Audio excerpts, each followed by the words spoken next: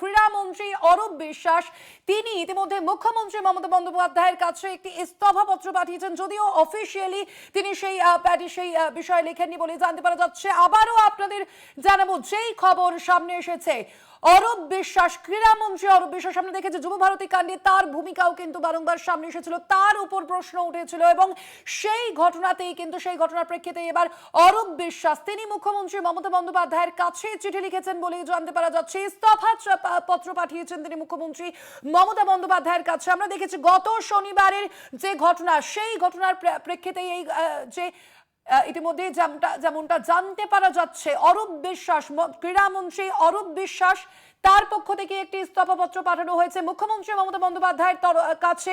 সূত্র মারফত কিন্তু এমনটাই জানতে পারা যাচ্ছে। অর্থাৎ একদিকে যুবভারতী কাণ্ডে ডিজি রাজীব কুমারকে শোকজ, আর অন্যদিকে ক্রীড়ামন্ত্রী অরূপ বিশ্বাস তিনি একটি ইস্তফাপত্র পাঠিয়েছেন মুখ্যমন্ত্রী মমতা বন্দ্যোপাধ্যায়ের কাছে, এমনটাই জানতে পারা যাচ্ছে। আরো বিস্তারিত জানবো, আমাদের সঙ্গে এই মুহূর্তে ফোন লাইনে রয়েছেন বিশেষ প্রতিনিধি দেবজ্যোতি ঘোষ। দেবজ্যোতি, কি জানতে পারা যাচ্ছে? ইস্তফা প্রকাশের যে ইচ্ছা প্রকাশ করেছেন এই যে অরূপ বিশ্বাস, সে বিষয়ে কি জানতে পারছো? দেখো, এই মুহূর্তে সবচেয়ে গুরুত্বপূর্ণ খবর সেটা হচ্ছে রাজ্যের ক্রীড়ামন্ত্রী অরূপ বিশ্বাস একটি সাদা কাগজে রাজ্যের মুখ্যমন্ত্রী মমতা বন্দ্যোপাধ্যায়কে চিঠি লিখেছেন এবং তিনি ক্রীড়ামন্ত্রীর পদ থেকে অব্যাহতি চেয়েছেন। যদিও এখনো পর্যন্ত এই চিঠি নিয়ে তৃণমূল কংগ্রেসের পক্ষ থেকে কোনো মন্তব্য করা হয়নি। রাজ্যের মুখ্যমন্ত্রী মমতা বন্দ্যোপাধ্যায় তার পদত্যাগপত্র গ্রহণ করেছেন কিনা তা নিয়েও কিন্তু এখনো পর্যন্ত কিছু জানানো হয়নি। তবে সূত্রের খবর যে মমতা বন্দ্যোপাধ্যায় এখনো পর্যন্ত তার পদত্যাগপত্র গ্রহণ করেননি। অরূপ বিশ্বাস তার সাদা কাগজের যে চিঠি, সেই চিঠিতে লিখেছেন যে আপনি যেভাবে তদন্ত করছেন, তদন্ত সহযোগিতা করার জন্যই আমি এই পদ থেকে অব্যাহতি চাইছি।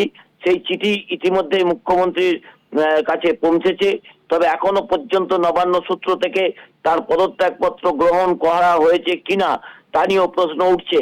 তবে একটা প্রশ্ন উঠছে, রাজ্যের একজন ক্রীড়ামন্ত্রী তিনি মুখ্যমন্ত্রীর কাছে যখন পদত্যাগপত্র চাইছেন, পদত্যাগের অব্যাহতি চাইছেন, তখন তিনি কেন তার সংশ্লিষ্ট প্যাডে এই আবেদনটি করেননি তা নিয়েও কিন্তু যথেষ্ট প্রশ্ন উঠছে।